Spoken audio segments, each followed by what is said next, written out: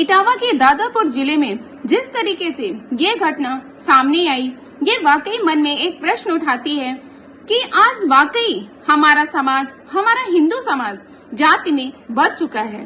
जो विदेशी ताकतें, जो हमारे शत्रु हैं, जो हमारे हिंदू समाज को जाति में बांटने में दिन रात लगे रहते हैं, आज वो वाकई कामयाब हो गए। आज जिस तरीके से इटावा के दादापुर जिले में ये घटना सामने आई, जहां पर एक कथावाचक व्यक्ति के साथ जिस तरीके से अमानवीय व्यवहार किया गया, वह वाकई घोर निंदनीय है।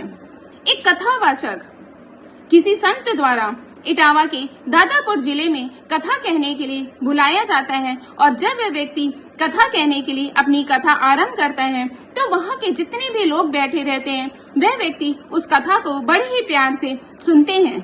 कथा सुनने के पश्चात जब वहाँ के स्थानीय लोग होते हैं, जो वहाँ के कथा सुनने वाले ब्राह्मण वर्ग के लोग होते हैं, जब उस व्यक्ति से उसका कुल पूछते हैं, उसकी जाति पूछते हैं, तो वहाँ पर हड़कंप मच जाता है, क्योंकि वह कथावाचक यादव वंश का रहता है, वह कथावाचक यादव कुल का होता है।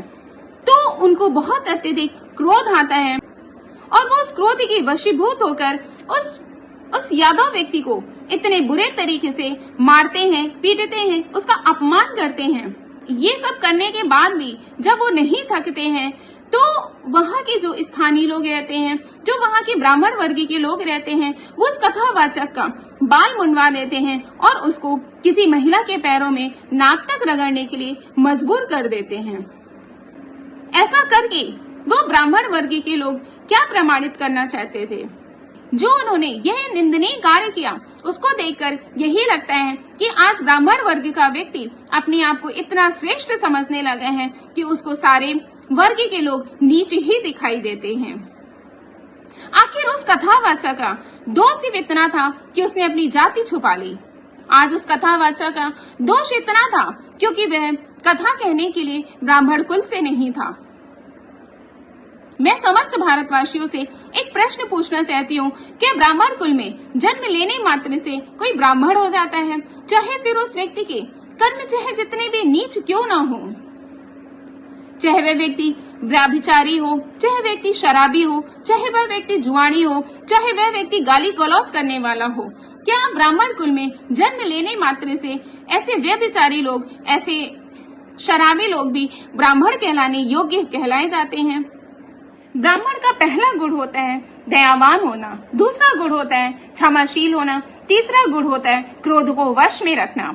लेकिन ये सारे गुण मुझे तो उन ब्राह्मणों के अंदर दिखाई नहीं दिए। अगर आपको दिखाई दिए हों तो आप मुझे अवश्य बताइएगा।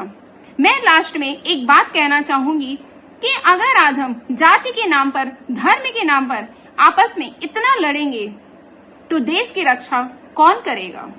आखिर जो बाहरी शक्तियां हमारे खिलाफ, हमारे हिंदू समाज के खिलाफ षड्यंत्र रच रही हैं, जो देश के अंदर बैठ के ही हमें जाति के नाम पर बांटना चाहती हैं, जो शक्तियां, जो षड्यंत्र हमारे हिंदू धर्म के खिलाफ रचे जा रहे हैं, अगर आज हम ऐसी जाति के नाम पर, धर्म के नाम पर आपस में लड़ेंगे तो कैसे हम अपने शत्रु पर विजय पाएंगे? कैसे हम अपने खिलाफ रचे जा रहे षड्यंत्र के खिलाफ हम जंग को जीतेंगे?